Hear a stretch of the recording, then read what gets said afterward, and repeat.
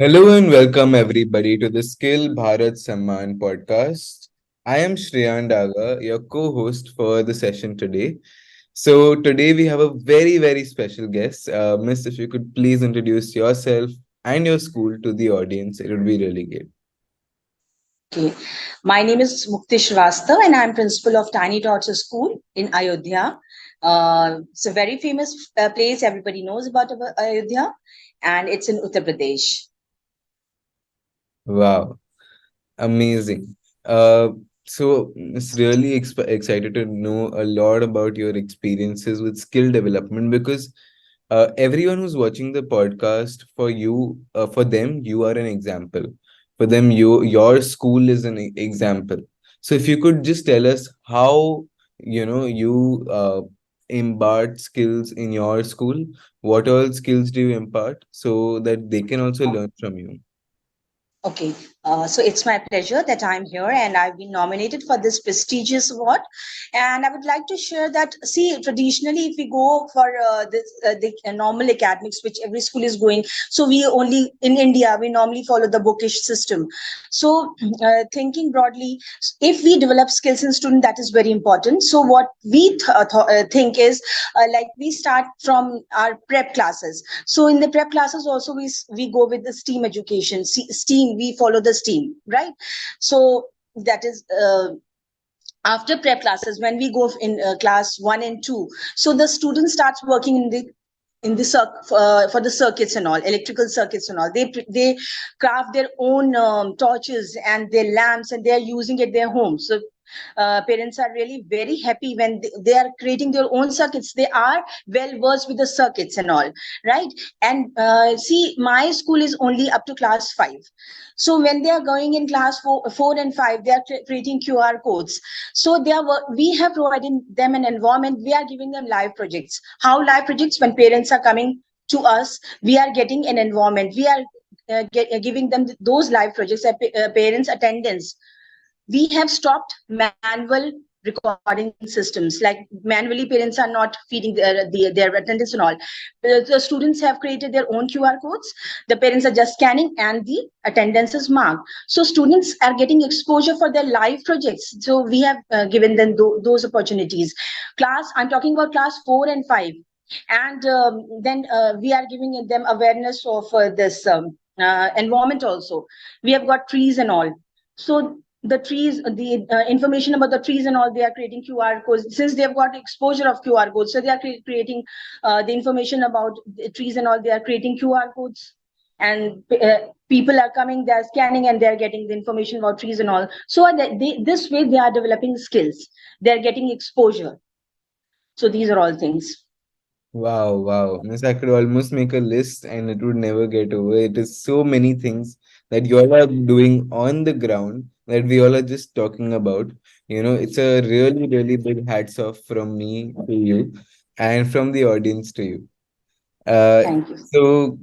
Miss, today, as you guys said, you're focusing on electronics and new age technologies. So one of the Right. biggest new age technologies is AI and robotics. Right. So, We are working on that. yes. So how are you like how did it happen? Like what was in your thought process to start? Why did you start? How did it all materialize? We would all like to know that. See, the thing is that if we only go through the books and the students are just going through the books and there is no practical implementation, if there is no hands-on experience, what is the use of that study? They have to go for practical things. They have to go for real life projects. They have to work on live projects. Then only there is use of any of the studies. Otherwise, what is the use of those books, learning question answers, giving exams? I don't think there is any use of such exam systems. They have to use those knowledge in their practical life. If they can use Right. those knowledge in their practical life, then it is of any use. Otherwise, there is no use of academics at all. So right from the primary stage, if they are able to implement their knowledge, if they are able to implement the knowledge and they are able to use it practically, then in their middle school and then in the higher secondaries and all, they are able to work properly, and then only we can think of the brighter future of India. So this was there in our mind, and we are practically working on it. In future, we have got other things are also in our mind. We'll let you know later. Wow, amazing. So, I mean, as you said, it starts with that you have to know that whatever you're learning, you have to use it in your life. I wish everybody knew that it's not just for a degree, it's for utilization, it's for the outcome of the learning. Right, right, exactly.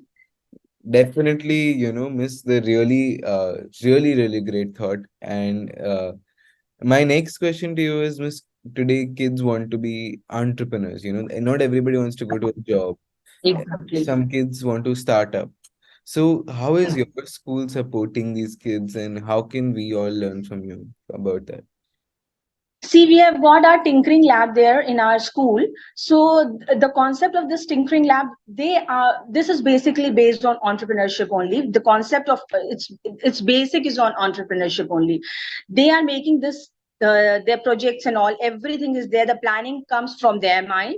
Then they are making this budgeting, the costing. Everything is being done by them only. So this starts right, the concept of entrepreneurship rights starts right from here only.